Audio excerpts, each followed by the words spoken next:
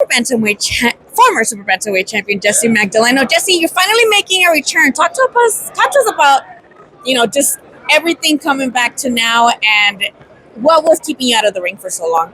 Um, you know, Not to say, but just had previous manager issues. Now that we got that guy out the way, everything is coming back to normal. Everything's getting me ready for what's next, and which is Saturday night, May 4th.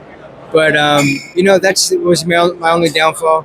Now we're just ready, focused, and ready to get back in the ring. How do you feel knowing that all these young guys kind of like came up while you were on leave per se on boxing? Are you kind of got a chip on your shoulder, be like, I gotta get my shit back? Yeah, that's exactly how I feel. I feel that same exact way.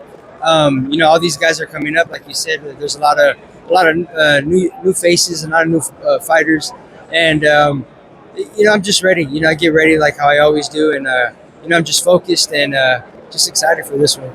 You're a very crafty southpaw. I personally seen you drop people in sparring. What do you think people? What do you think people need a reminder of? Who is Jesse Magdaleno? Yeah, that's what they need, a reminder. They need to see what I'm capable of, and what the true fans, like how I always say, the true boxing fans, the true people that are in the boxing area and all that. They know who I am. They know what I bring to the table. They know what kind of crafty, intelligent fighter I am, and I could put anybody's lights out, at any given moment. But Saturday night, that's what I'm going to showcase, and that's what I'm going to show everybody, what I'm about, and bring that all that ring IQ and all my veteranness out on Saturday.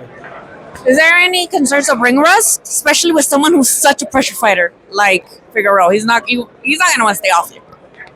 No, I don't think there's any ring rust. I think he has that more to worry about because in these last couple of years, I have only fought once a year, so I've kind of got used to that, and I've kind of know what it's about. But now being back, I've trained extremely hard for this one, like how I always do. And we started off with sparring, the first day I got into training camp. So I knocked all that ring rust off right away, and we're just ready. Are you trying to get some rounds in, or are you going to try to stand toe-to-toe with him? Are you going to be the elusive self that you tend to be?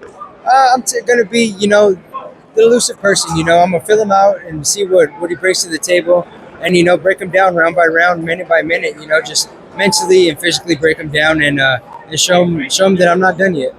You talk about being a veteran. We have free television, cable, right? You fought on ESPN, cable television, on free television. Now we have Amazon. What advice would you give to, the young fighters coming up on how to adapt to all these things that come up with boxing, not just the streaming wise, but like you said, maybe manager issues, promotional issues? What advice would you give to young fighters coming up? I mean, just keep doing your thing, keep doing your thing. I know all this new stuff is coming out. There's a whole bunch of new technology, a whole bunch of new channels.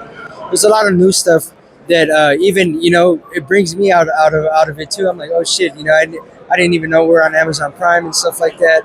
But it's cool to know. It's cool to know because it's more publicity for us fighters. It's just more for us and to showcase, what we have and what people want to see. What is your prediction for the main event? I saw you manager Furco with Canelo, but do you share the same? Are you Team Canelo or are you rocking with Munguia? No, I'm Team Canelo. He's a great fighter. He has all the attributes. He's smart. He's very intelligent in there. His ring IQ is insane.